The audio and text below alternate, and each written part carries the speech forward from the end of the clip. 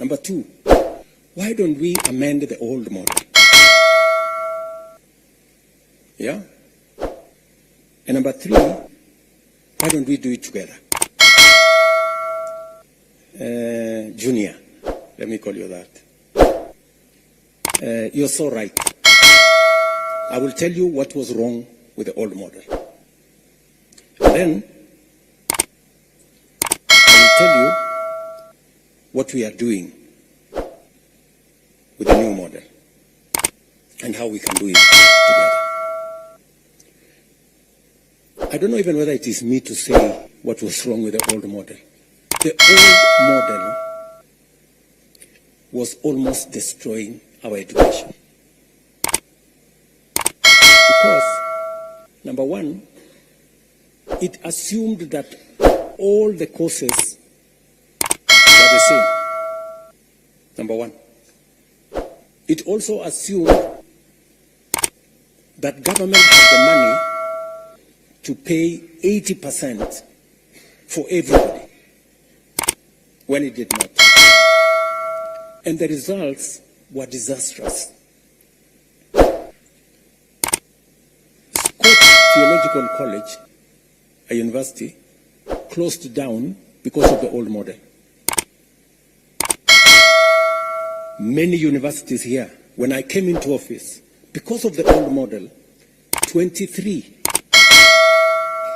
out of 40 public universities were bankrupt. And if you are going to a university that is bankrupt, explain to me what kind of education you are going to get from a university that is bankrupt. Friends. And are there university chancellors here, vice chancellors here who know how serious that is? What was the situation? Yeah? Are they here? Vice chancellors, Semeni, you know, if the old model was working, tell these students the old model was good, and you know, let's go back to the old model. Yeah. So the vice chancellors are here. Any vice chancellor want to tell us? Yes. Who? This lady here, or oh yeah, here from Embu University. Yeah. Thank you very much, Your Excellency. I want to say that indeed, as you've said, the old model was killing our universities. And I stand here on behalf of all the universities Lady here, of the Vice Chancellor's Forum. or If I can talk on that mandate. And I would want to say, as of June 2023, 23 out of the 40 universities were technically insolvent.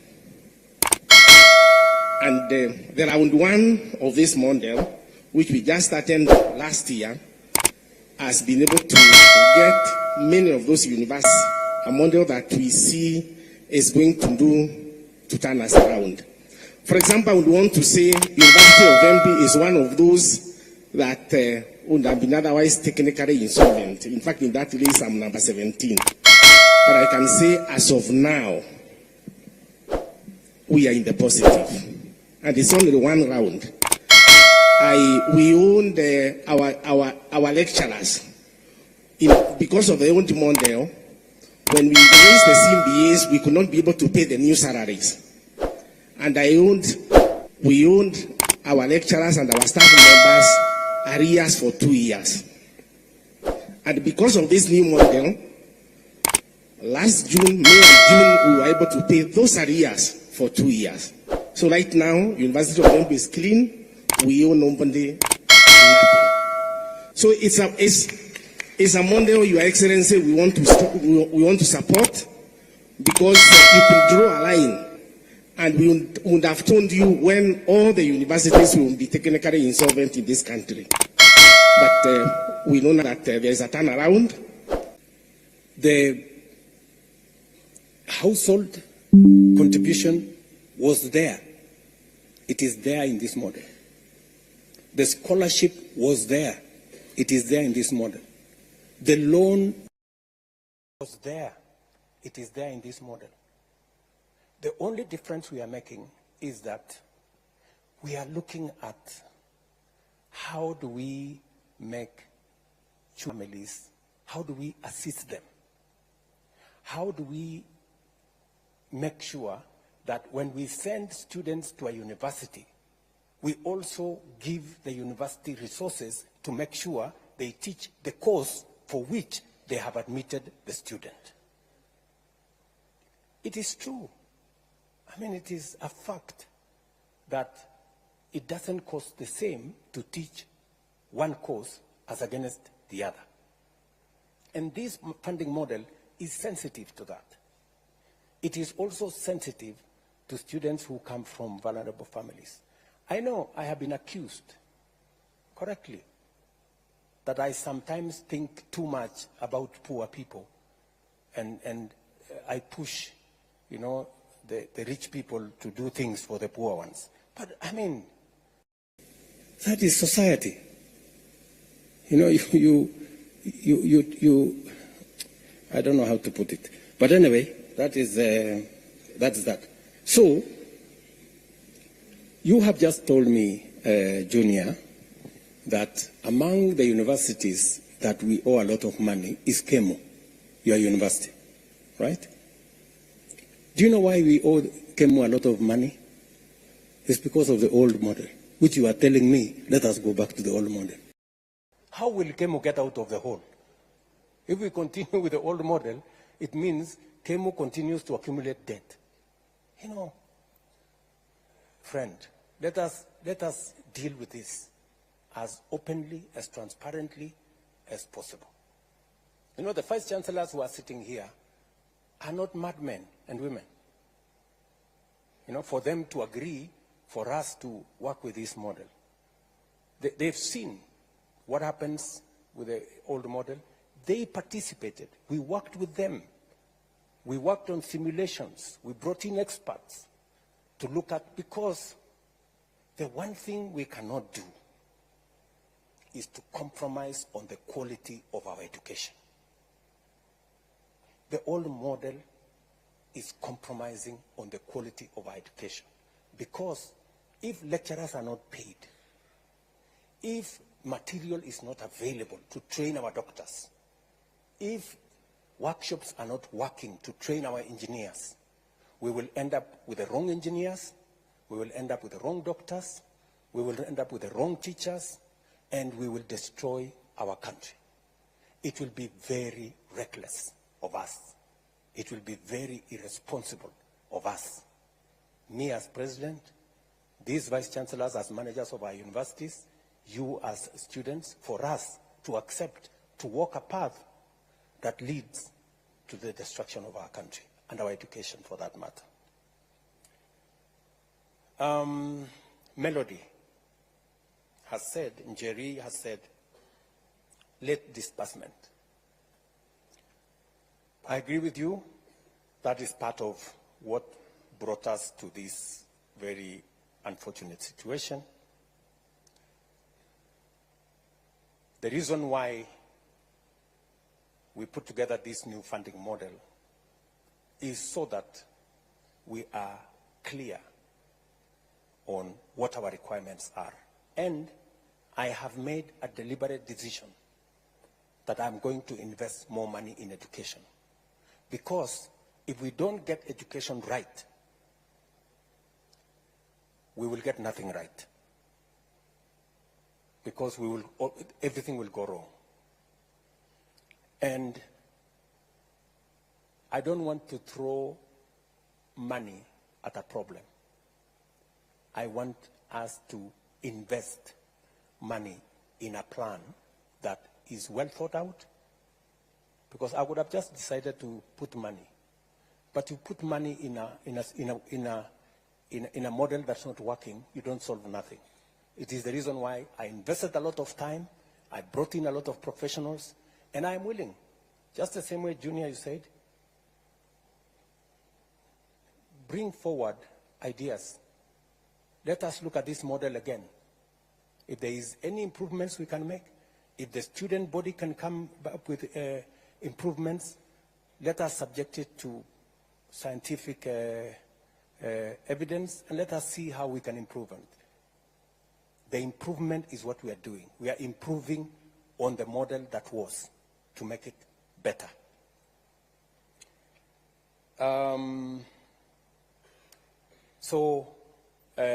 Njeri, we have taken time this time round to make sure that as we implement this model, it is tied to our financial resources. We have clearly identified how much money we need.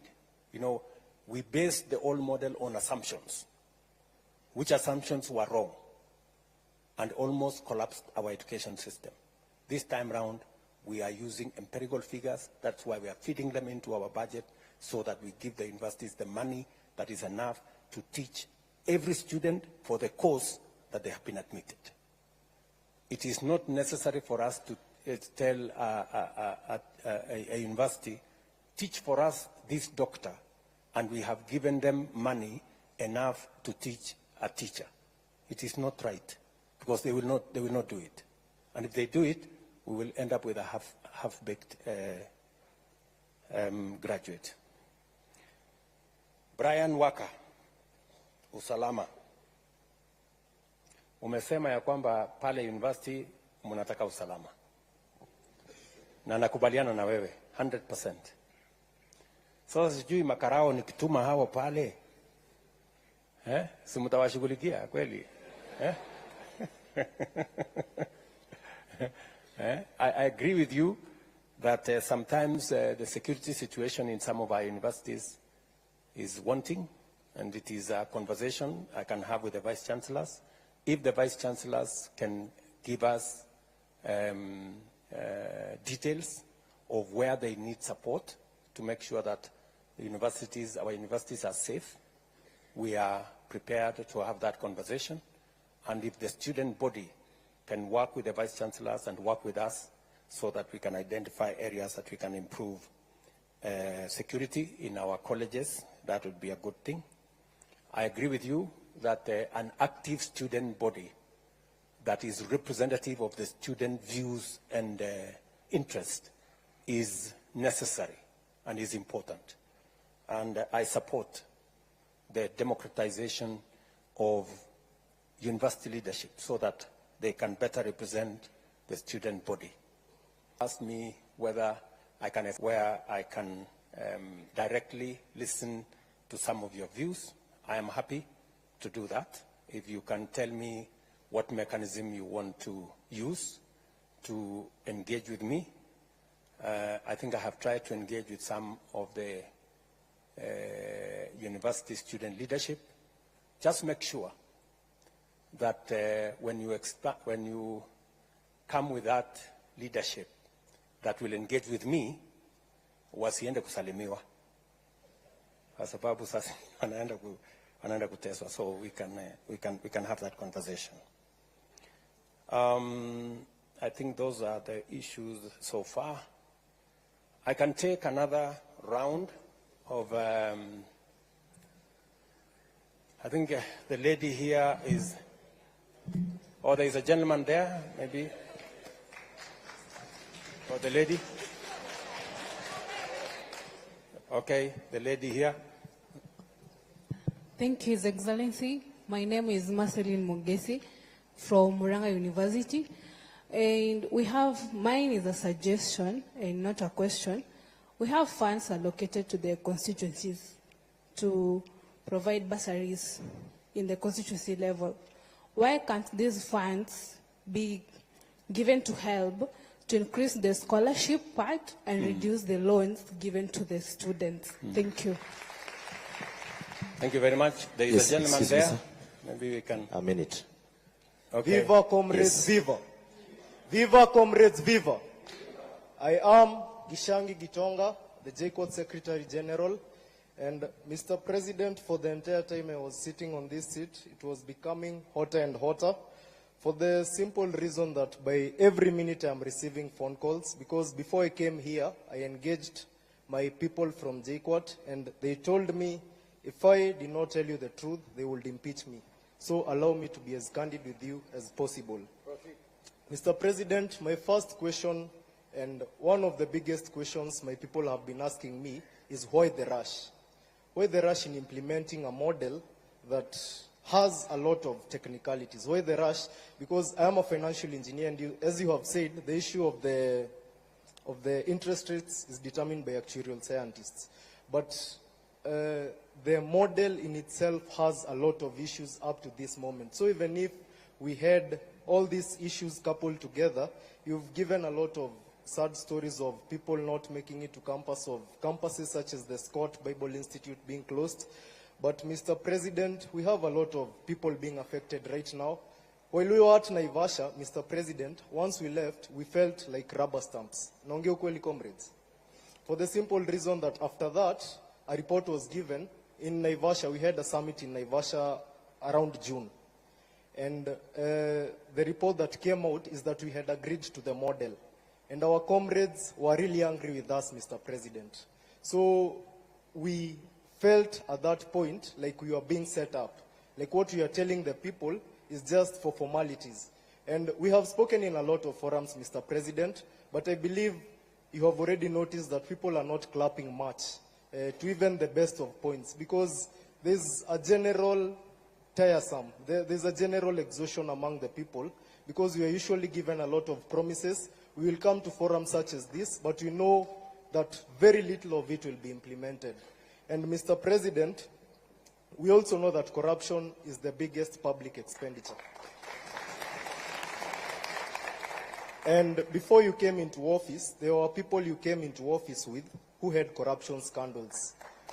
But once they got into office, they became suddenly people of integrity.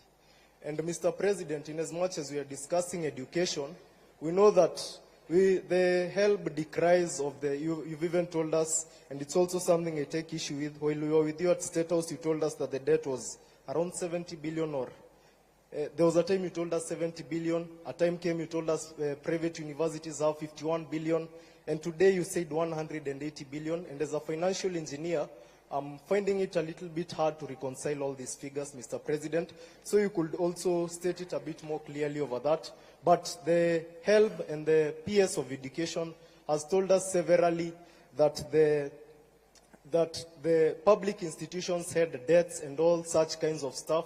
But we have seen exposés on Twitter, exposés by the Auditor General, telling us that a chair somewhere cost 3.3 million, Mr. President. I will not rush to criticize anything of the sort, but you know that corruption is a big expenditure in this country. What is your administration doing to ensure that corruption ends in public institutions? Mr. President, you are using 9 beaters to classify people. Once again, I'm a financial engineer, and I take keen interest in numbers. You use 9 factors to classify people. Now, explain this to me. We have a parent earning 25,000 shillings, and the firstborn has made it to JKUAT to do financial engineering. But this family has 7 people. It has 6 siblings under the person who has made it to financial engineering. So, under what category does this person fall? Let's even say it's 50,000. This person lives in the CBD at a place where the life is very expensive. So under what category does this person fall? Or will we have the same thing repeating itself of that girl who was looking at the people with graduation gowns? Because the firstborn, yes, made it to campus, and they found the new funding model, and they appealed because they were placed in band 5. But unfortunately, as you've heard, we have, let me confirm the numbers, we have 26,000 appeals. And also as a financial engineer, I know that not all appeals usually go through as they ought to because of the system glitches. Mr. President, kindly explain to me where this person should land, because among the 9 beaters, the issue of the siblings and probably the dependents around that family, because some of these families adopt people not because they have too much, but because they have compassion on the people in the society who the government is unable or unwilling to help. Mr. President, we also have the issue of a defunct KUSO. And Mr. President, I love what the gentleman who has spoken in Swahili. I must first commend him because of the perfect grammar. Of the issue of I do not know if you know anyone who represents other campus students. Because, comrades, do you know anyone who represents you? Do you have anyone? So, Mr. President, I would like to urge you to probably constitute something that will even be recognized by the government, because as students we have been crying, as student leaders we have been crying for a very long time of people who are there to just by themselves cast, Mr. President, people who are there not to represent our will, who are there not to represent our will, but their own, people who are there for their own stomachs. And these are the people who you are striking against. Mr. President, people in this room are angry because of two people. One, it is you. I've told you I'll be impeached if I do not tell you the truth. My constituents told me that they feel, and I will put this as respectfully as possible, that you advise your advisors. Because of the issues, for example, let's say the issue of the new funding model. Mr. President, the only person who has explained the new funding model in the best way is you. So my constituents were asking me, as in, shouldn't the people in charge of that ministry be able to put it better than the president himself? The other person that the comrades are very angry with is in this room, seated somewhere in front, Mr. President, somebody who has been claiming to represent our interests. But, comrades, does that person represent your interests? Does that person represent your interests? So, Mr. President, if anyone comes to you claiming, Mr. President,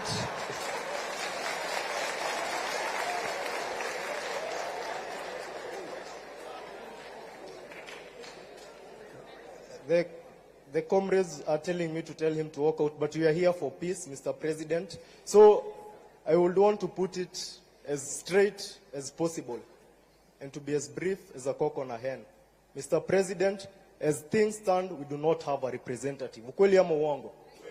We do not have a representative unless you enable us have some permanent office to ensure that student leaders are represented, and you ensure that, unlike the many government offices we have today, the government will not interfere with the affairs of the students.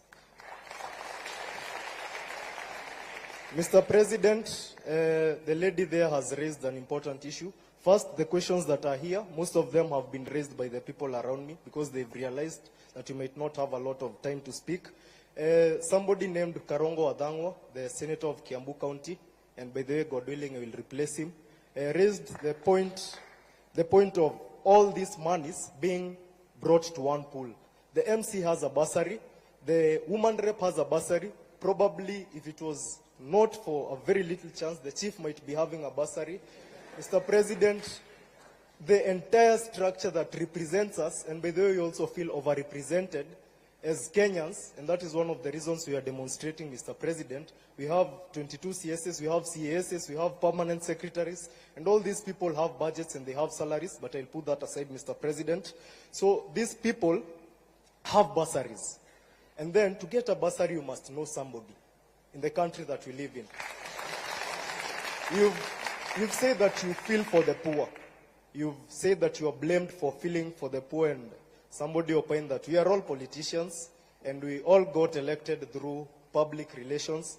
So, Mr. President, if you really feel for the poor, kindly address that issue. We have been with you in several forums, and you've said that you are not afraid to bite the bullet, to take the bull by its horns. Mr. President, the MPs will disturb you. Just a minute. I've been sent by a lot of people. You have cut my time a lot of time. So, Mr. President, these MPs will bring a lot of issues. Somebody said that once you remove the CDF, people will not be vying for these positions because they go there for their stomachs. Ukweli ama uongo? Mr. President, kindly consider that, because that will be a legacy. And actually, if you are able to do that, Mr. President, in 2027, I will personally have no issue electing you. So, Mr. President, address that issue. And finally, Mr. President, I feel like there are a lot of discrepancies in what in the numbers that we are being given. For example, you've said that the professor from Alupe, who proposed the new funding model, has spoken about the person doing teaching, the other one doing law, the other one doing medicine, paying the same fee. But we are student leaders here and we are students. Is that the truth? No, no, no. Under the differentiated unit costing, does a teacher pay the same amount as a doctor? So, Mr. President, we kindly ask that such small things be reconciled, because these are the things that make people strike. Probably in Naivasha, the HELB did a lot of good work, but as I said in the newspaper yesterday, the Daily Nation, you could go through it. I said that you might be doing a lot of good work, but your communication team is very bad. We have students who deferred in 2022, but they have come back right now. I feel that it will be very unfair for these students to be classified under the new funding model, Mr. President. And they are a lot. And they have sent me with their cries, Mr. President. So I stand here as a representative of my people. Kindly address those concerns. Thank you. Thank you. We have taken already two from this side. Let's take, I think the final two from there, and then from here.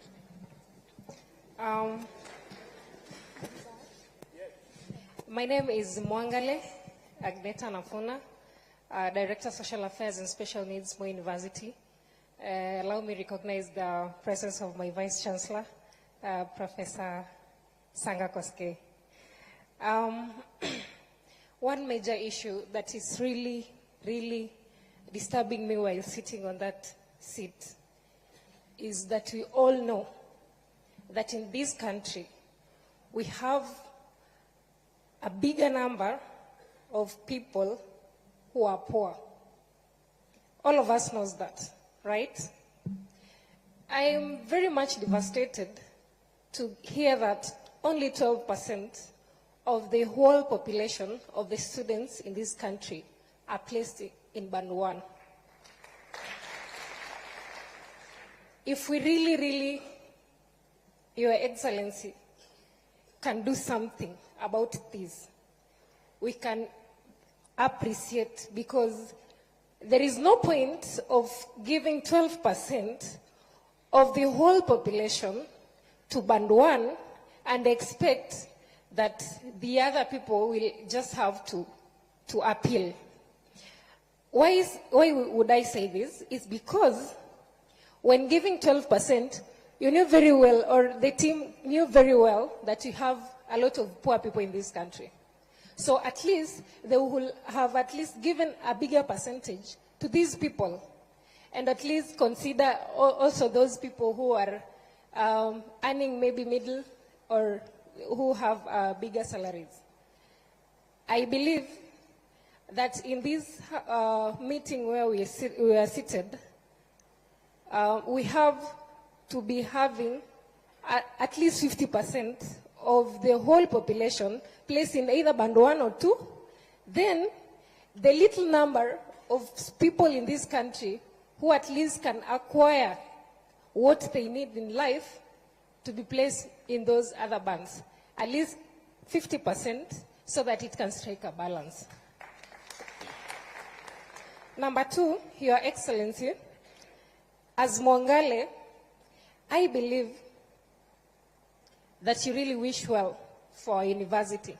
And I know very well that you have the interest of those people who are needy in this society of Kenya at heart.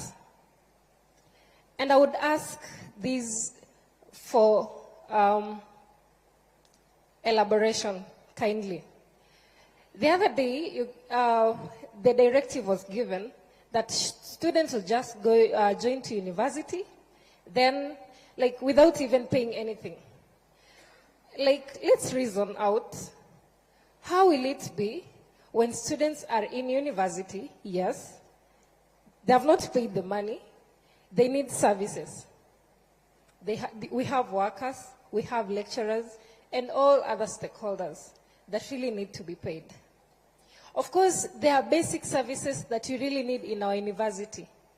So, how are the university going to manage this? If I said I only need a clarification. Then, Mr. President, I will also need maybe some explanation on this, the placement.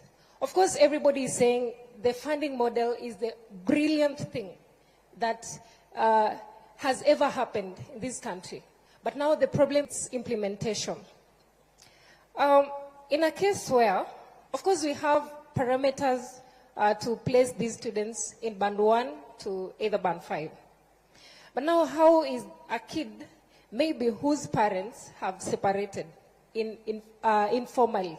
Of course, lately we are having a lot of broken marriages and everything.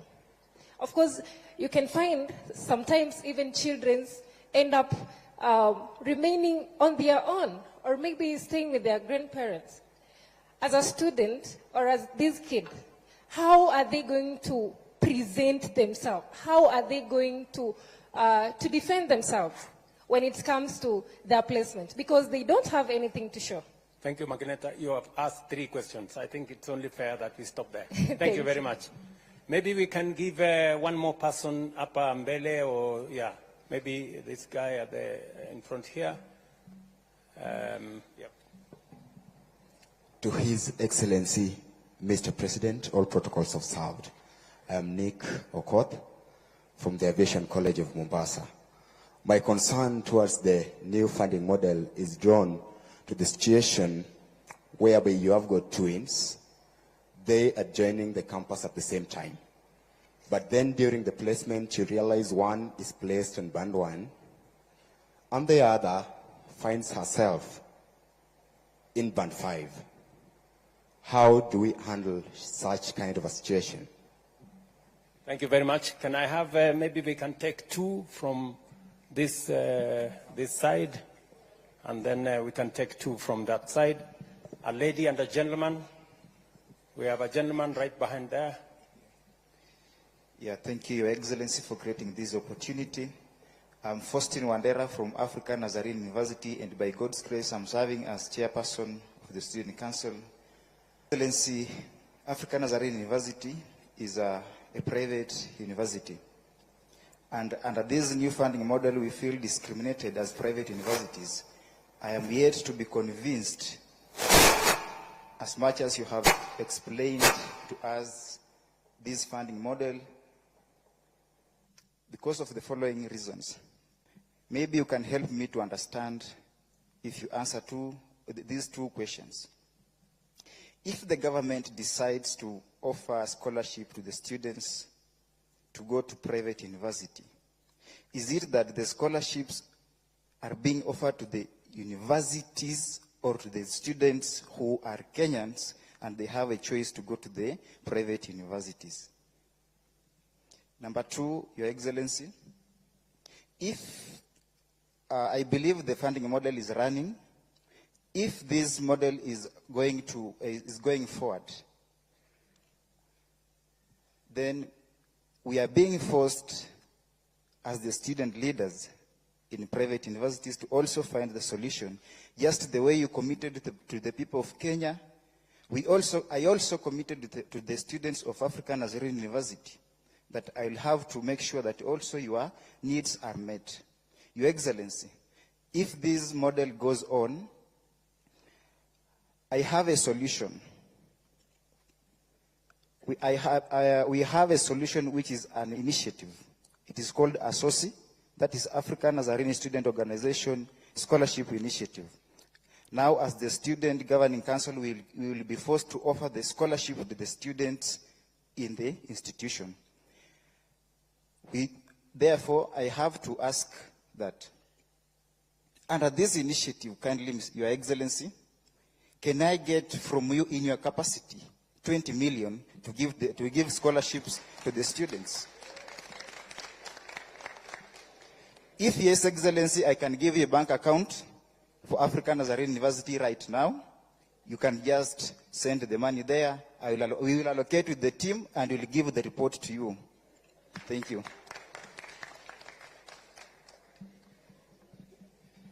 A lady this time round. Let's get a lady. Hello. Yes, I'm Teresia Nzisa, and from Taita Taveta University, Special Needs Secretary. Then mahali hapa mahali nimekaa tulikuwa tumekusanisha maswali kwa Omar. then anaweza ongea juu nimepata mic.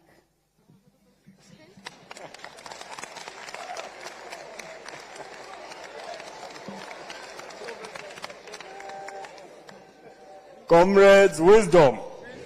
Comrades, power. Comrades, viva. Vice Chancellors, hi.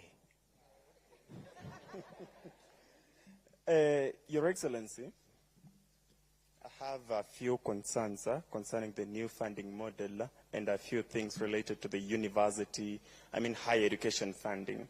And I'll start right away by talking about the students who do the intra-school transfer. You know, once comrades, the Form 4s, or a student is done with the Form 4 education and therefore the COOPS portal is open for application of the courses and the universities, they are not aware of which courses. They are not aware of maybe which courses to apply for, and therefore they opt for any course. And they believe that on reporting to that university after the placement, they'll get to change their courses. But now this has become a problem, because on changing the programs, the funding, I don't know, the funding board or the government, an example of the 300 students in Pwani University who transferred their courses, and therefore, up to now, their fee has never reflected. And I have a problem with why should the entire cost of the program reflect in a student's portal instead of the household obligation? The household contribution. Now we get to know that the government, due to failure to release the funds to the universities, these students are not able to do their exams. These students cannot access the university services. These students are held back from enjoying the privileges of the university, just as other students. I'd really love to hear you respond to that. Secondly, in Naivasha, with the PS, though she gave you a contrary opinion or conclusion, she told you that we agreed to everything and we said that the model is really working, which was not true. Actually, we told her that for this model, if we have to stick to the new funding model, let us do away with Band 4 and Band 5. Because these are the problematic bands. They are the bands that are creating so many problems to the parents. In Pwani University last week we had students joining, and majority of them came with their parents. So you find that we are helping in the admission process, and a parent is coming thinking that I'm part of the administrators, crying that, oh, my student is placed in Band 4, my net worth is 0. What should I do? Na anatoa machozi. Really, Mr. President, I thought this government is for Mama Mboga and mtu ya boda boda. So what do we do to search, or rather to help such parents and students? Number 3, you said that if students can propose better ideas to make this model work, then I'm a social scientist. I can offer one. Now that my wise colleague there said that we have so many bursary kits in different dockets, starting from the MCA up to the presidential. Your office also has a bursary. I don't know if that is true, but you know it yourself. So if we can constitute it into one kit and make education completely free, or reduce the cost of programs, that will be very appropriate, and this model will work. Number 2, I asked myself, now who sits back and decides that now this program is going to cost this much? Who? I think the Vice Chancellors and you know better. Do we have a fixed figure that should be the lazima tu cost of the program? For example, medicine should cost this much, so we can reduce, right? So if we have a reduced cost of programs, and let's say, for example, you have those maybe the impossibility of band 4 and 5 being done away with, now we have band 1, 2 to 5. We have students in band 1 paying nothing, band 2 paying nothing, band 3 paying something, band 4 paying something a little more than those in band 3, and band 5 paying that way this model will work. Mr. President, I can assure you. Thirdly, we've talked about the corruption in the institutions. We have this seat. Mtu akikwambia this seat costs $1 million. That's crazy. We have this thing called a procurement act or procurement something. Like each and everything has to be procured. We have those procurement officers. Those are the sources of corruption. Mr. President, if you have to do something, then start with doing away with those offices. How the hell can we have a seat here costing $1 million when we know the actual price? So can we have the procurement act done away with? Thank you, Mr. President. Thank you very much, my friend Omosh. Is that your name? Omosh? Omash? My name is Omar. Omar. Okay, Omar. Thank you. Let's take two. I am informed that we are running behind time, but I will take two more. Yes, my sister? Okay, Kalen Karemi, the Vice Chair of the East African University. Mine is on what you have said about the private universities. For example, let me give you a case of my school. Let me recognize the school St. James Kiarida. At that time, when I managed to get a C+ to join the university, but when I was going to apply through the COOPS, my C+ could only admit me to a private university. So you find most people, the cluster point is high for the public universities. And yet, they will be, when they are going to apply, they will be placed in the private universities. And you have said you can't offer the scholarship. Right now, for me to pay the 19,000 that I'm paying in the private university I am, my parents are really struggling. That is for a fact. What if that parent of that student in the same case as mine, who is in a day school, is going to pay the same 80,000, 90,000? Will that student manage? That the student can't manage because the cluster point for the public university point. And then I'll go to question on the burden. We say, for example, a Maasai who stays at Narok. That person owns 100 cows. When I'm going to apply for that as where I studied in a day school, I'll be placed in band 1. And 100, the net worth of that person is 5 million. And that person will be placed in band 1. Reason being, the person is from the Maasai. They are known for those people who doesn't have, sorry to say that. Sorry to say that. And yet, when that person doesn't have a KRA to feel about the parent when applying for the help or whatever. And yet that person net worth is 5 million. And that person will be placed at band 1. And then there's a case, someone from JKUAT said that person is earning 25K. Are we fair on that? Yes, that is my question. On the cluster point and the... Thank you. Thank you, Karemi. I think we give this chance to a gentleman.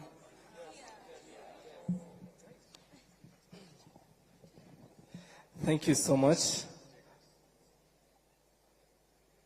I'm Vincent Tarus, the president of Moi University, and I'm also a finalist doing medicine and surgery. Okay, thank you so much. Number one, Mr. President, I'm really not happy at how we were discussing figures of expensive courses. Yes, it's true that the government is paying a lot for students doing the expensive courses, but we also have to look at it from the student side. And these are the figures. I'm going to use figures for a student doing dentistry. And of course, with these figures, you could estimate those who are doing medicine, engineering, and all those expensive courses.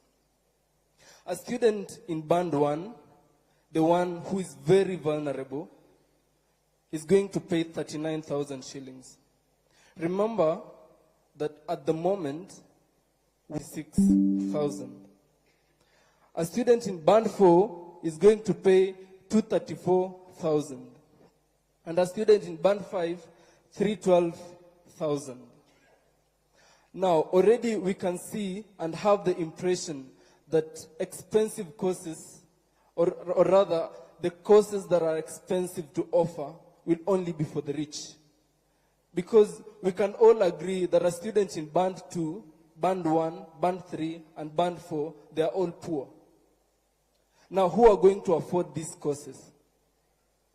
Mr. President, when meeting at State House, you said that you're going to put a ceiling over which the vulnerable are going to pay. Yes, that is only going to sort those who are in band 1. I'm assuming it will be way less than 39,000. Now we have sorted those ones. What about the majority? Because, Mr. President, the majority of students are in band 4 with a figure of 47%. If I can use figures of last year's group. These are the figures I got from HELB, that of 113,000 students who applied, 47% are in band 4. And I can use as a case in my school, Mr. President. We have students who, up to now, they were just allowed to do the exam without paying fees. But really, the truth is, they won't be able to pay these fees come end of year examinations. And what will be the fate of schools that we are so much trying to salvage?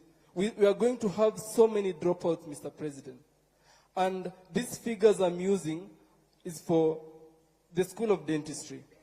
Now we have the School of Engineering and the School of Medicine, the School of Nursing. I thank you, Professor, for the figures. But the figures are too high. And this dream is only going to be for the rich. Now, Mr. President, because we value consultation, I'm going to propose an affirmative action that we have to scrap off the idea that these courses are for the rich. If these courses were for the rich, Mr. President, I don't think you'll be standing there where you are right now. And I don't think all these dignitaries will be seated there where they are right now if these courses were for the rich. Now, allow me to propose an affirmative action that we give more scholarship to these courses so that everyone can be able to afford. The children of the peasant farmers, the children of the poor, the mamamboga, that this administration was built in, allow us to have something, allow them an ability to dream of these courses and pursue them. The issue of loans, Mr. President, that has been spoken about enough. The reason why we are rejecting this new funding model, Mr. President, is because we feel the burden of loans on our backs at the moment. I could only imagine those who would join after us. Yes, you said, Mr. President, that it is better to have loans and educated than not having loans and educated, and not having loans and non-educated. But those are not the two options that we have, Mr. President. We can have a discussion of how we can balance both so that we can come up with a system that values everyone, a system that accommodates everyone. And until then, Mr. President, allow me to reject this new funding model respectfully. Thank you very much, Mr. Tarus. I don't know. Let me answer those questions. I think they are quite a buffet. Mr. President, management of our schools kindly allow student leaders to run the activities with the autonomy that they deserve. Thank you so much. Thank you very much, Mr. Tarus. Let me start with Mungezi from Murang'a University. I think, she suggested that why don't we consolidate all bursaries? The ones for the MCA, Member of Parliament, Women Rep, Governor. Somebody suggested that I have some bursary. I don't have. Just for the record, I don't have any bursary kitty.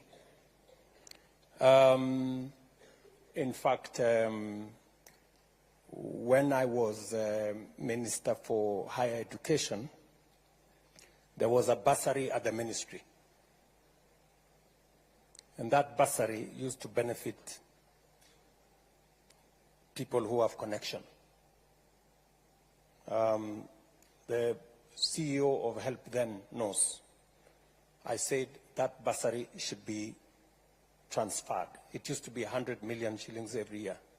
I said that bursary should be transferred to Higher Education Loans Board.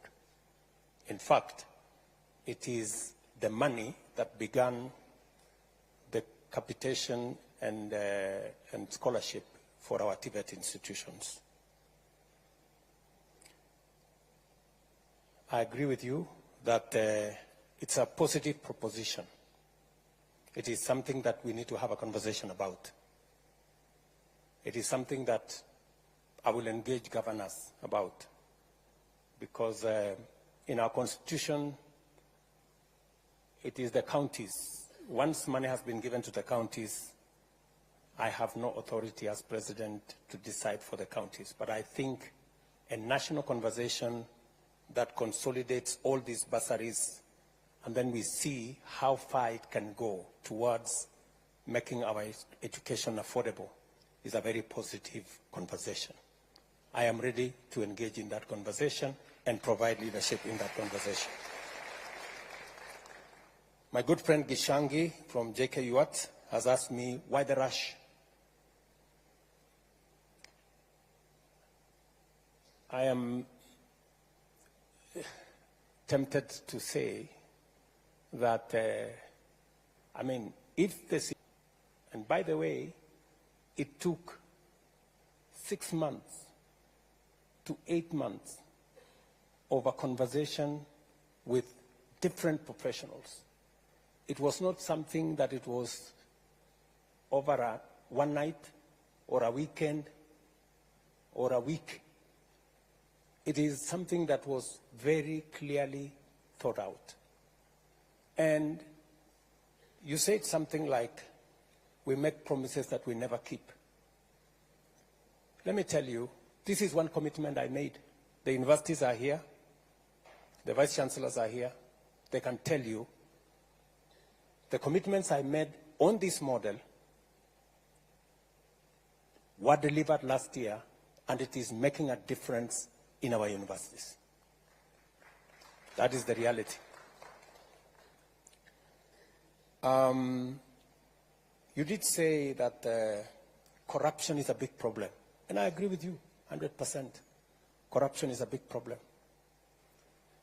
And I want to thank the university leadership, because part of the corruption that has been going on is on even the money that we give to universities.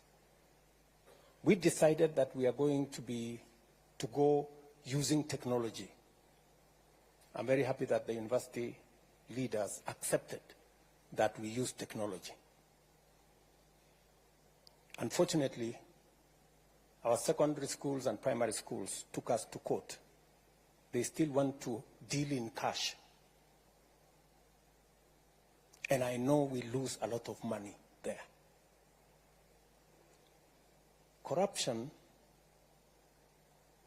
is something we must deal with it firmly. I have made proposals on what we should do as a nation.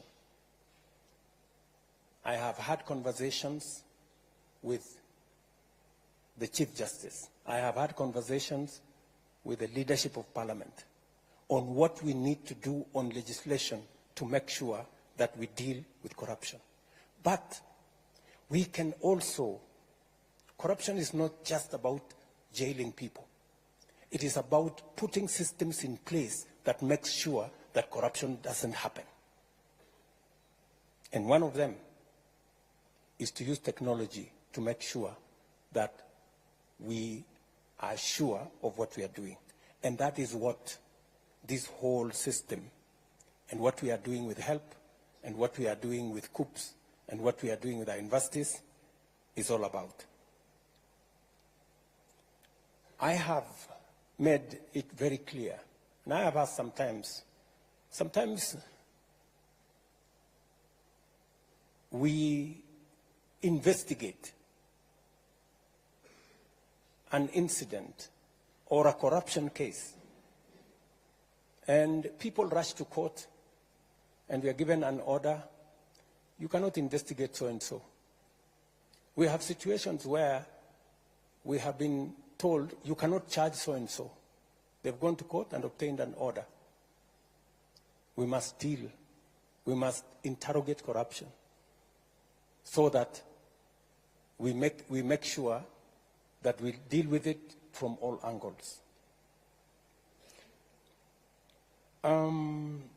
You have given a case of when somebody has 50,000 or earns 50,000 or 25,000 and they have siblings in university.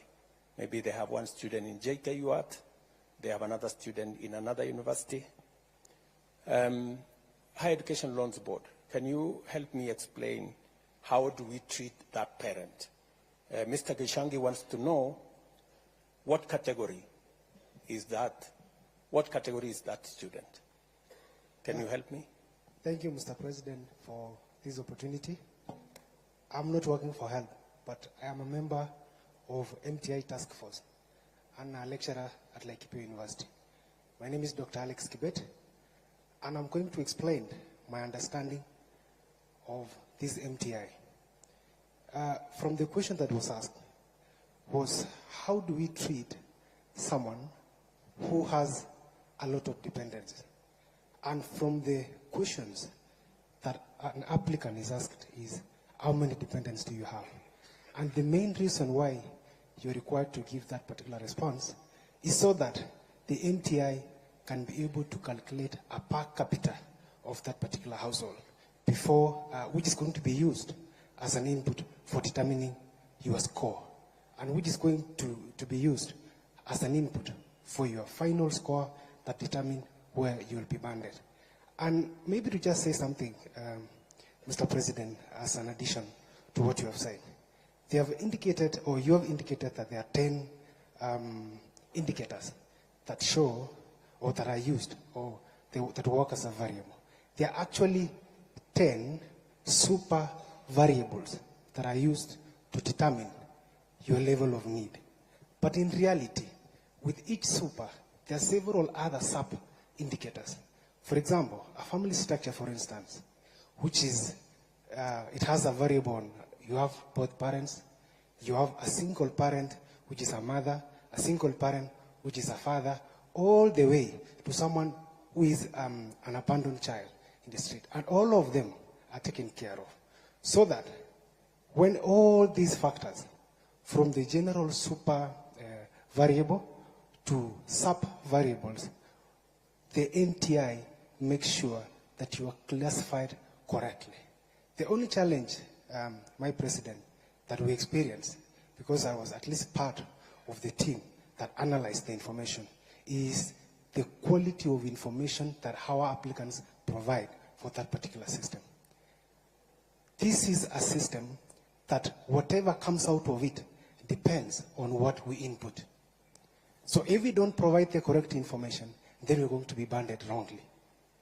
And because we are coming from a point that this is a new system, one of the recommendations that we gave to HELP and higher education was, please leave a room so that if there is anyone who may have submitted wrong information, can still re-provide an information that can be used for reconsideration.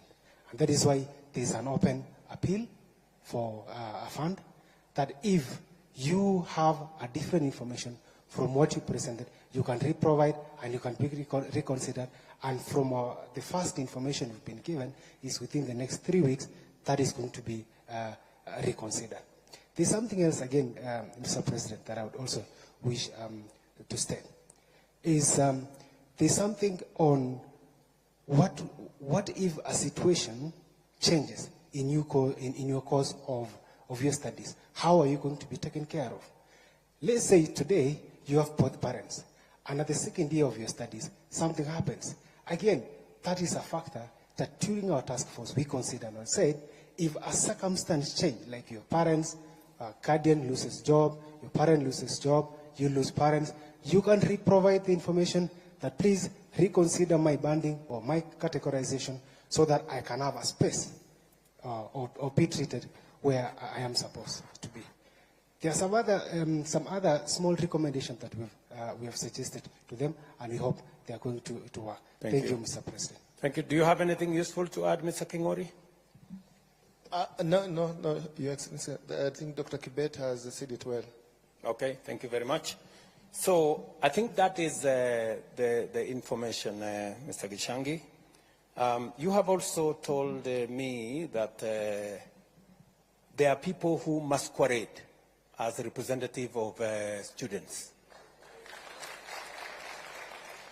And they have come to say we represent. I want to tell you, for the avoidance of any doubt, that any student I have met, they haven't said they represent anybody, at least to me.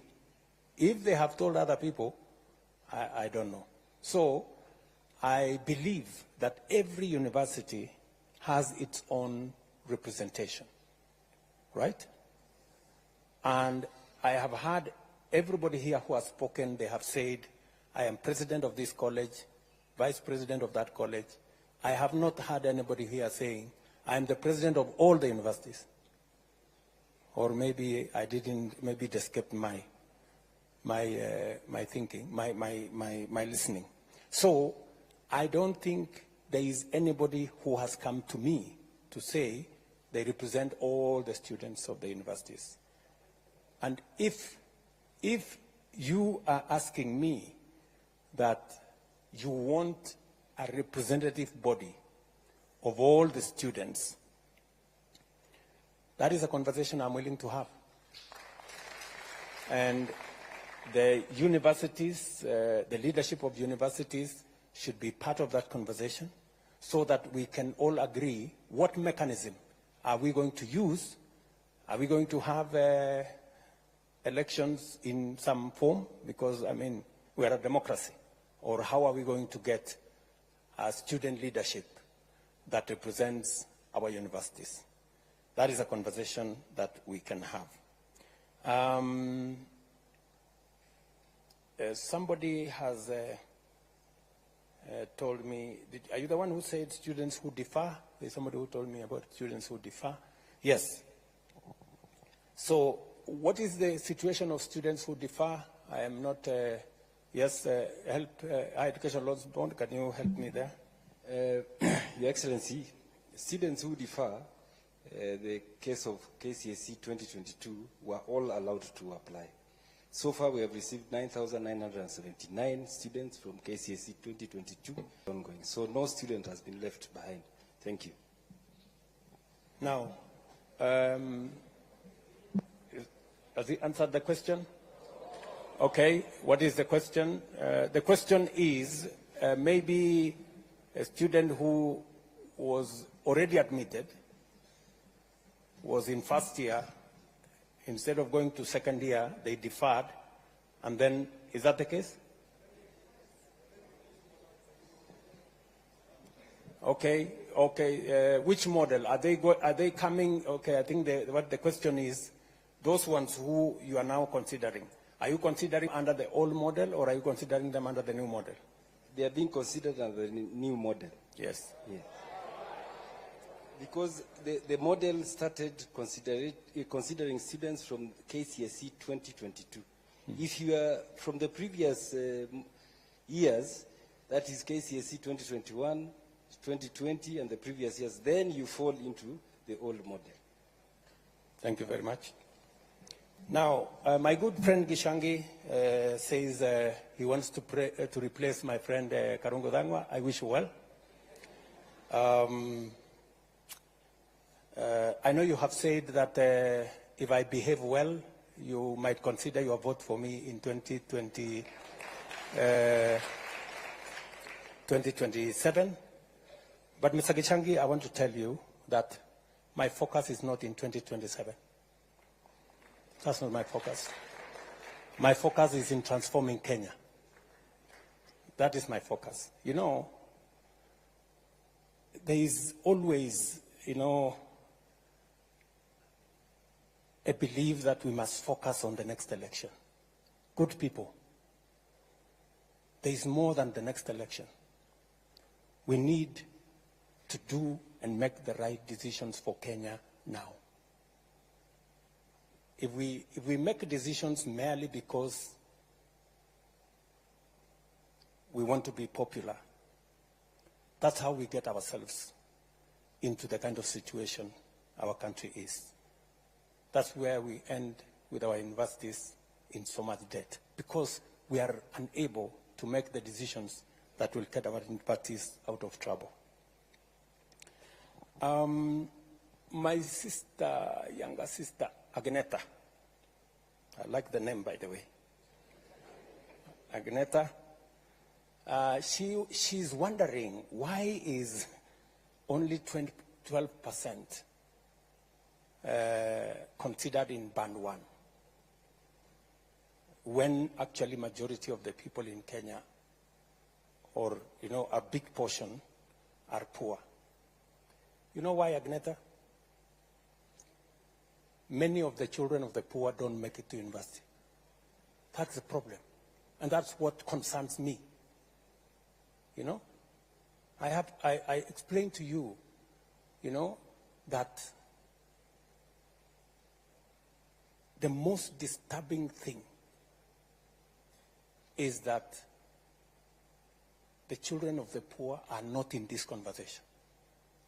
And that is why, and it really bothers me, that is why I made the decision that I am going to hire the largest number of teachers. I'm going to put more money, invest more money in those schools where the children of the poor are, so that we give them an equal chance for them to be part of this conversation.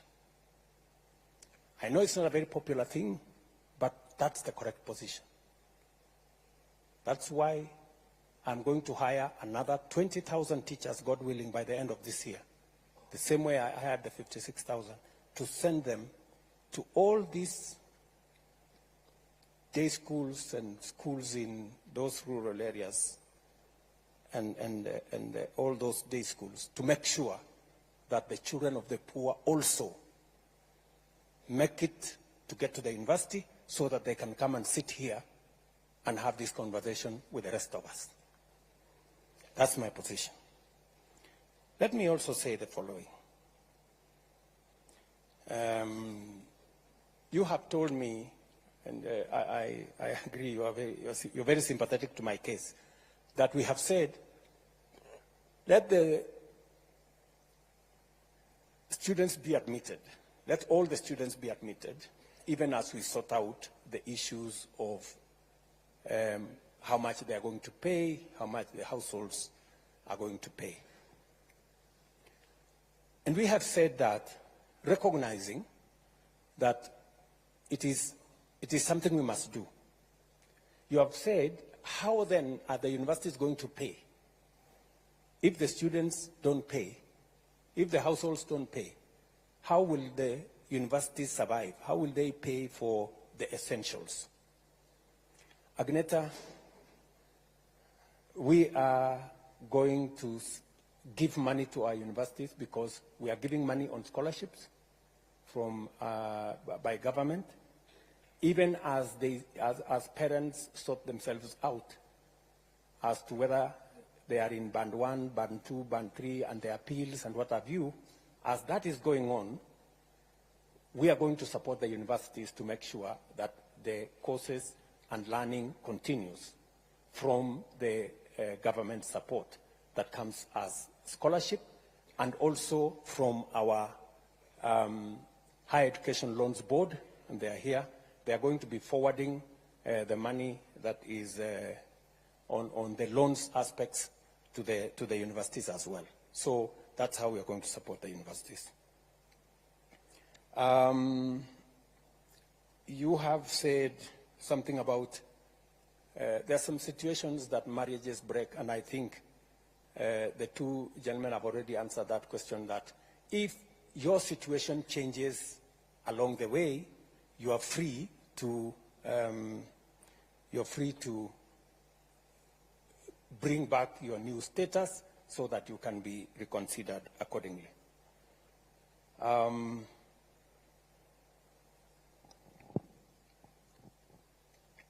Nick Okoth, twins joining university. Higher Education Loans Board, if we have twins joining university, what is the situation? There was a question when they were filling the form, and they were asked, do you have a sibling joining university or TVET college? And if they said yes, they were supposed to input either the ID or the index number if they were minors.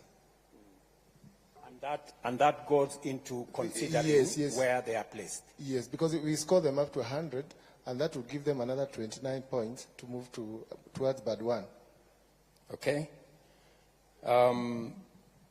Faustin Wandera from Nazarene University.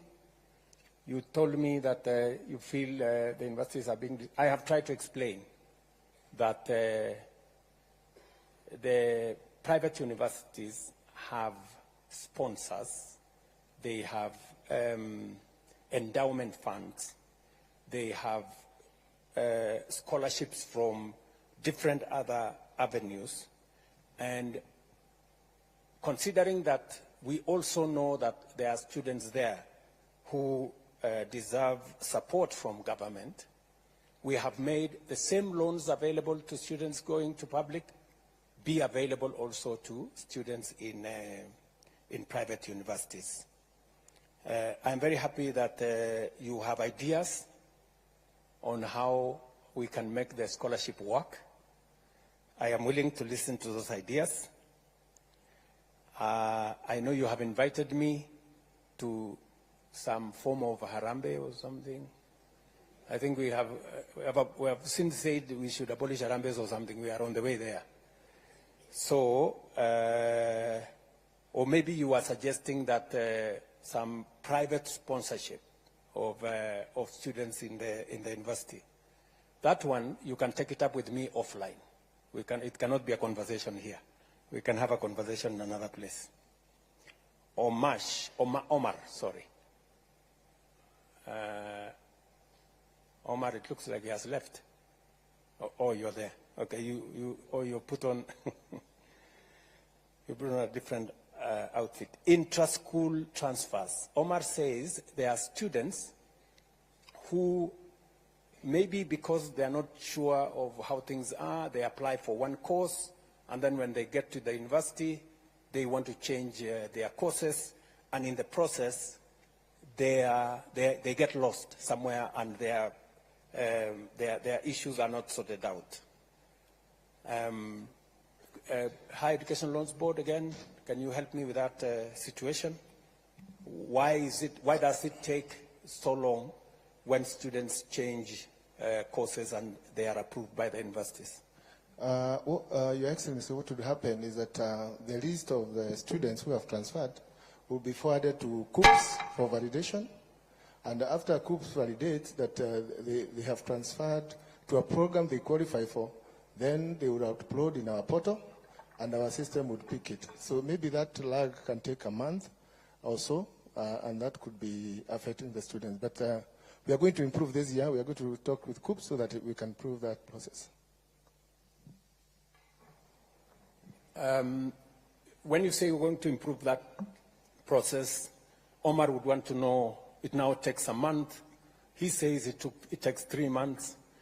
What are you estimating that it's going to take? Are you able to give us a shorter time frame, or we give you time to think about it? I think it's even early engineering has been done where COOPS, I'm sorry, I'm talking on behalf of COOPS, have availed the transfer module to the universities. I don't know whether the vice chancellors can confirm that. So now you don't have to send documents to COOPS. The vice chancellors will log in and effect the transfer there, and they validate in real time. As a way of managing that losing of time? Yes, sir. Can a vice chancellor confirm whether that is the case, one who has experienced such a case? Where is the vice chancellor? Yes, there is a mic behind you. Your Excellency, my name is Professor Biambo, Vice Chancellor, Meru University. I would like to confirm that that is true. We can now transfer online, and it's done real time. Thank you very much. Thank you very much. Why should the whole fee reflect instead of the household? Just hold on, Omar. I'm still answering your questions, just to Lisa Boli kidogo. Omar is asking why should the whole fee reflect, all he wants is the fee to reflect on what the household is supposed to contribute. I think initially the letters that went out had the full fee, the cost of the course, and that is what brought a lot of confusion. The ministry then instructed, and I think the PS can speak to this. Yes, PS. Your Excellency, there had been a lot of confusion in terms of what the students contribute in terms of fees as compared to the actual cost of the programs.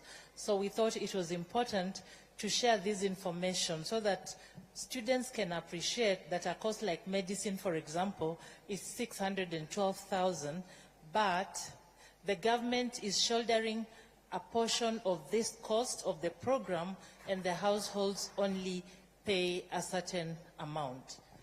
But Your Excellency, we've been in conversation, and when we realized that was a problem, we withdrew the letters, and we have released new letters that just indicate the amount for the household to contribute. Thank you. Thank you very much. I think initially, Omar, what the point was, you know, sometimes people don't appreciate where we're coming from.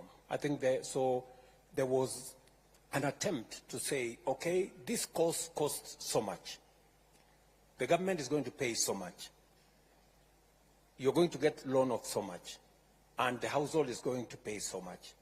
Unfortunately, many people misunderstood that and said, okay, the cost costs 600,000, that's what I'm supposed to pay. And that's what brought confusion. So I think subsequently the letters were withdrawn, and now it's only showing what the household is supposed to contribute. You have said about Naivasha that there was a problem in Naivasha, that you guys were in Naivasha, and I think there were some agreements that maybe were misrepresented. I was not aware. I was briefed by the team that was in Naivasha. It was a place to explain, for students to appreciate. Do you want to say something as the team leader who was in Naivasha? These good guys are saying you said what they did not agree. Your Excellency, one of the issues they raised is that they wanted the MTI reviewed, and that's why we put in place the task force in which we have representatives from the Higher Education Loans Board, Universities Fund, Vice Chancellors, as well as lecturers with specialist expertise, and they have been working on that MTI. So one of the issues that should be very clear is that we do not usually use the raw scores. So if, for example, you have 9 dependents, or 5, or 2, or 3, all of these have a weight. And that weight is usually determined by a very random group.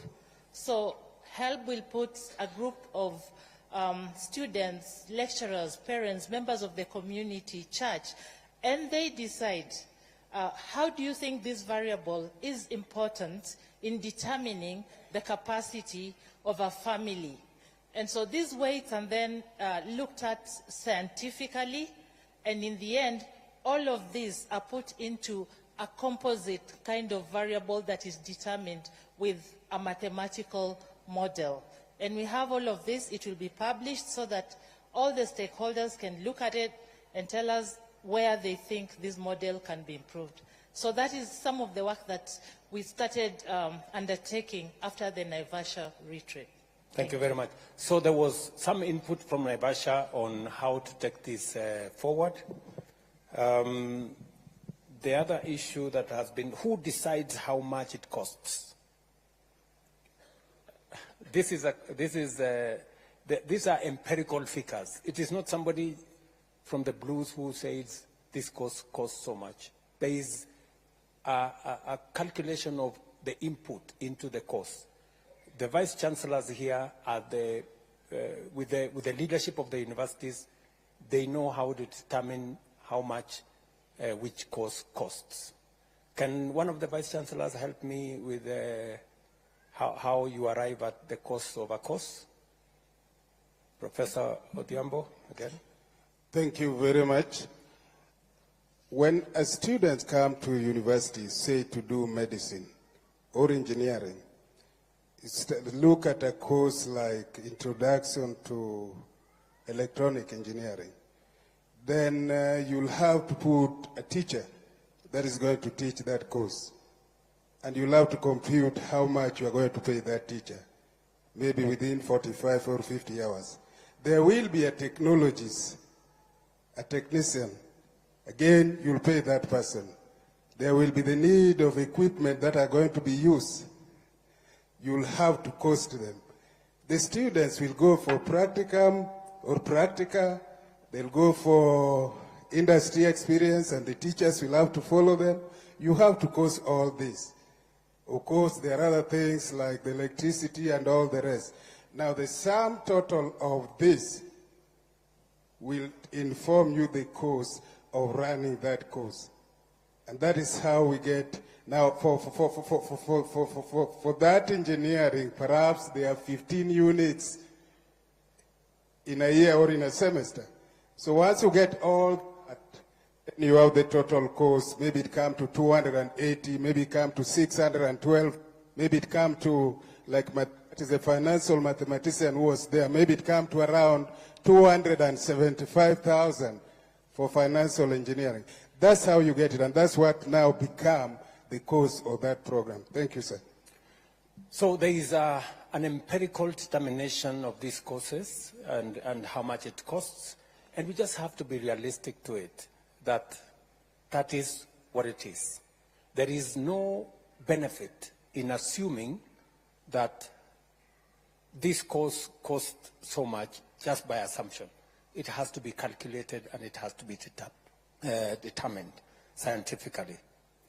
Cluster points for private and public universities, my small sister here, Karen, said that some of the cluster points for public universities are a bit high, so sometimes you end up in a private university, which I don't know whether you applied for or you did not. Maybe you did not apply for.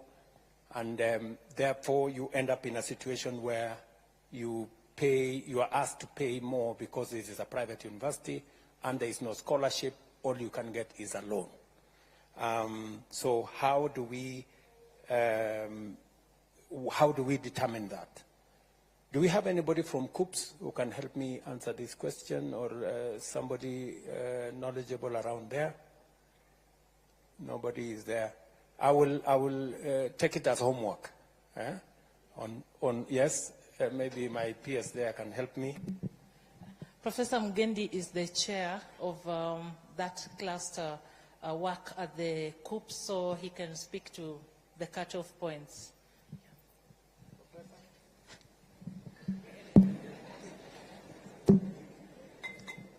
Thank you very much, Your Excellency.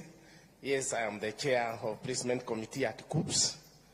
And indeed, because of the way clustering is done, sometimes you might want, a student may want a course in one university, but they are not able to get it because their cut-off points are lower.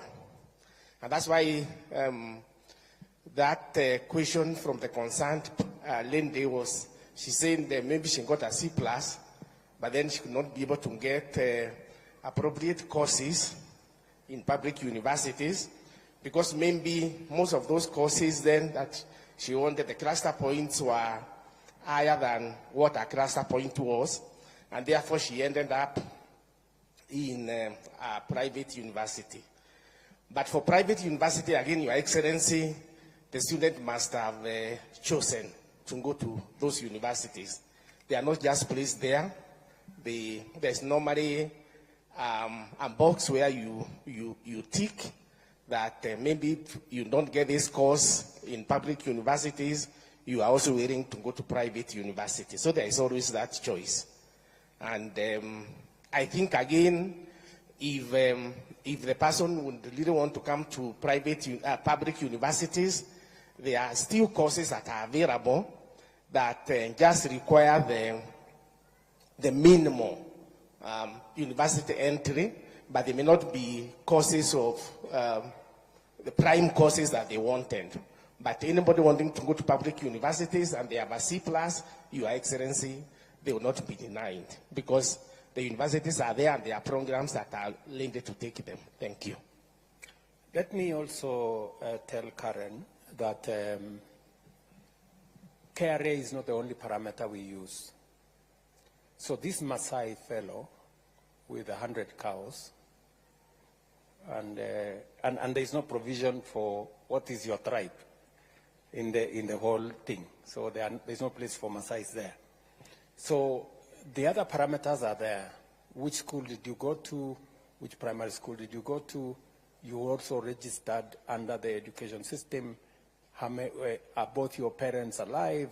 You know, there are so many other parameters that eventually determine the classification. So even though you may not have some of your details in KRA, there are other parameters that contribute to the banding. So I think that is what informs the whole setup. My friend Tarus has given us a classic example of dentistry. Dentistry is the most expensive course. I don't know why you chose the most expensive course. To make your point, I guess, that this dentistry is a course that we have, universities have said it costs 730-something thousand. So this is a course that is fairly expensive because of all the reasons that we've been told by Professor Odhiambo there, the delivery of the course. And what are we going to do to make sure that we don't lock out children from vulnerable backgrounds from this course? We have to strike a balance between teaching the course at all, because we actually run the risk, Mr. Tarus, if we continue the way we are continuing, we run the risk of not teaching that course at all, or having a half-baked dentist, because we have made him to pass exams, and yet we haven't trained him enough. So that's a balance we have to strike. And you remember when we engaged, I told you this is an area of improvement that we may consider. What about the expensive courses? How do we have a ceiling on making sure that those coming from vulnerable backgrounds have a ceiling that does not exceed what they can pay? But let me also say the following, Mr. Tarus. You also know that students in Band 1 get an upkeep of 60,000. up from 52,000. Students in Band 2 get 55,000 as upkeep. We have also raised the upkeep for all the categories, because we also know that some of these students from these vulnerable backgrounds, they sometimes contribute to their own education if they have sufficient resources coming out of the student upkeep. And these are some of the nuances that we have to think about. The trade-off we have to make is, do we continue with a model that has put our universities under very severe strain and almost collapsed our education system, or do we improve it? That's the question we have to ask ourselves. Do we continue with a system that has the potential of collapsing all our universities, the vice chancellors, you've heard them say, or do we improve it? I would suggest respectfully that we improve it. And this is the way to improve it. And this conversation is part of what will inform how to improve it. And I want to encourage you as comrades, if I may, to be part of this improvement, to be part of these suggestions on how we are going to improve this system. Whether it is students doing medicine, as Tarus has said, or engineering or nursing, we must make sure that it improves and make sure that our education does not suffer what it has suffered so far. Does the appeals work? You know, if you appeal, do you have a chance of ever getting it right? I know I have seen in the media sometimes cases of people who have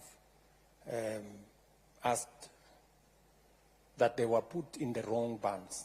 But there are cases of some of those students who were put in the wrong bands, who have made their appeal, given the correct information, and they have been put in the correct band. Are there such cases, for example, in this hall, if we have any who may want to say their bit who are in this hall?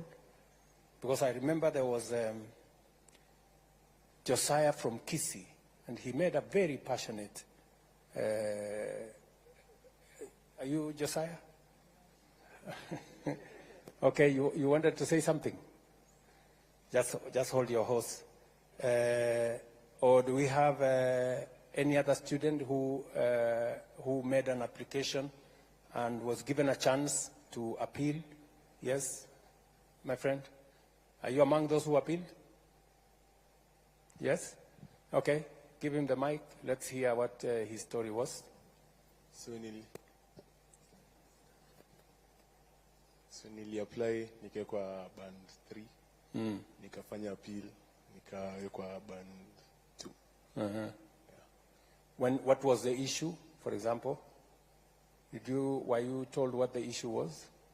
I wasn't told, so tuliambiwa to reapply. And you reapplied. Who initially, how had you applied? Who had applied for you? I applied through the cyber and I filled out the details correctly. And then during the appeal, you have to write a better reason as to why you're appealing. And then you were reconsidered? I was reconsidered and placed in band 2.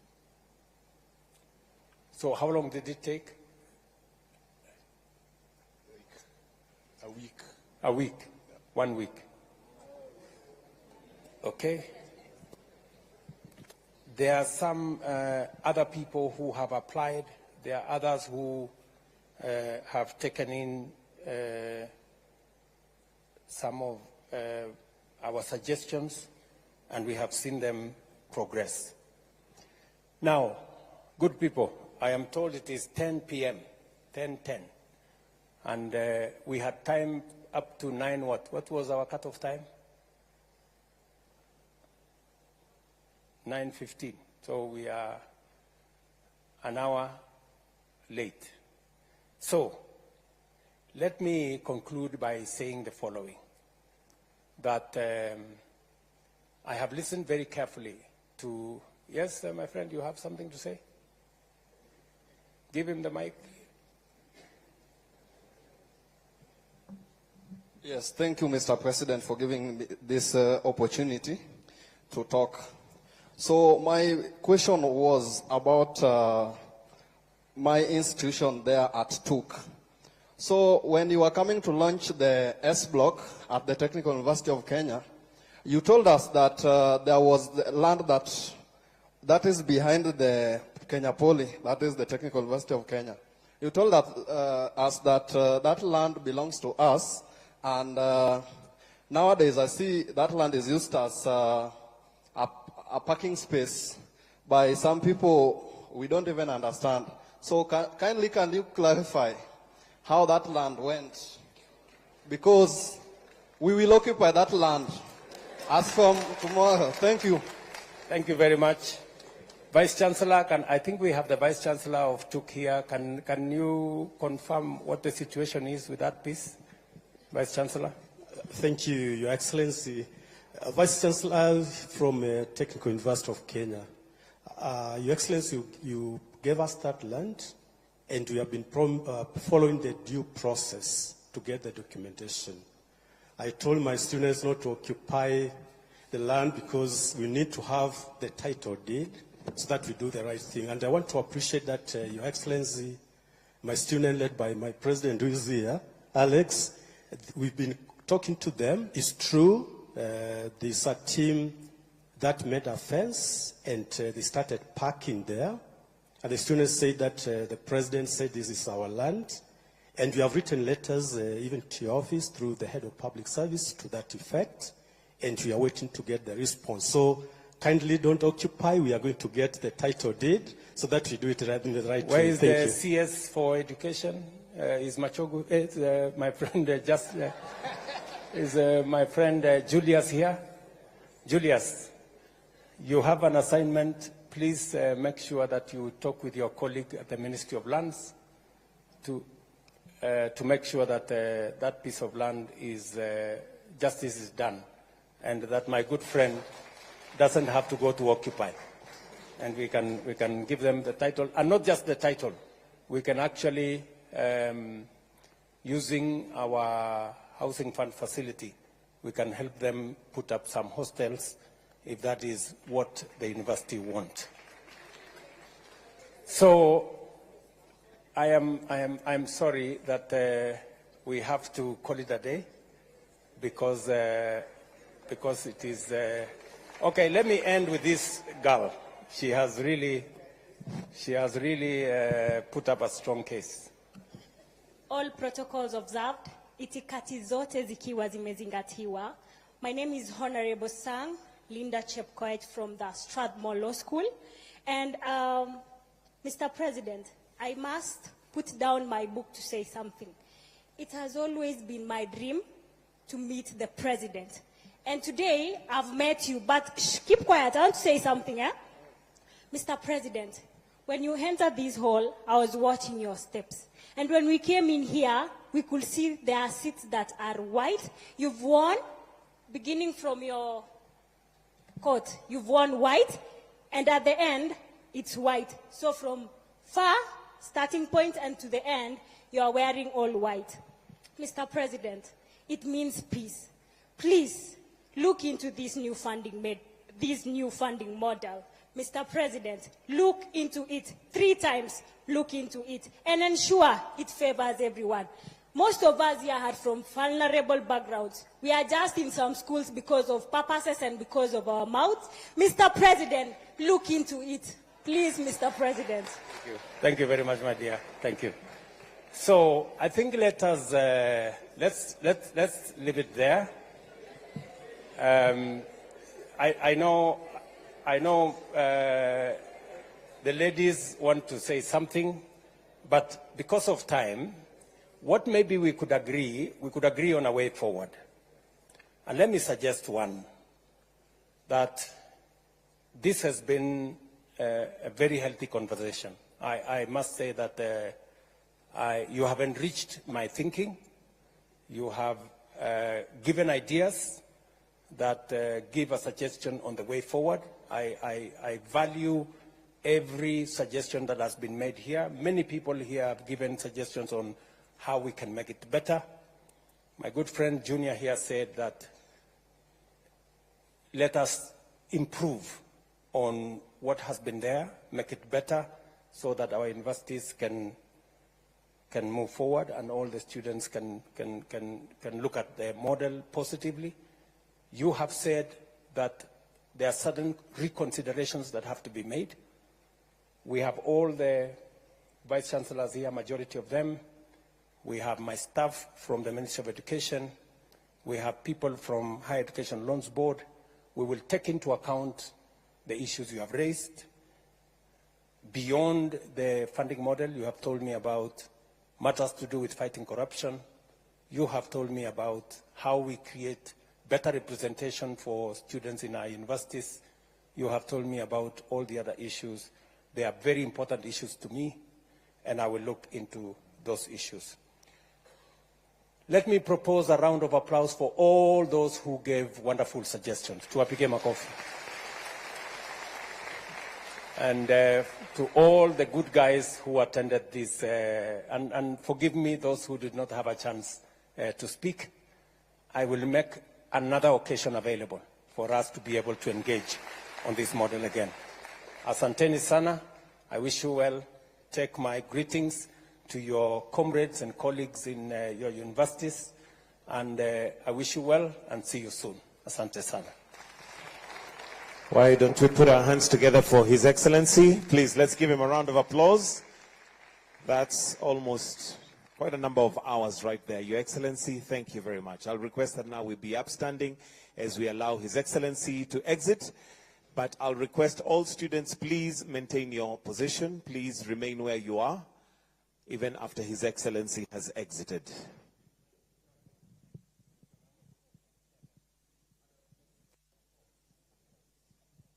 And a round of applause for His Excellency.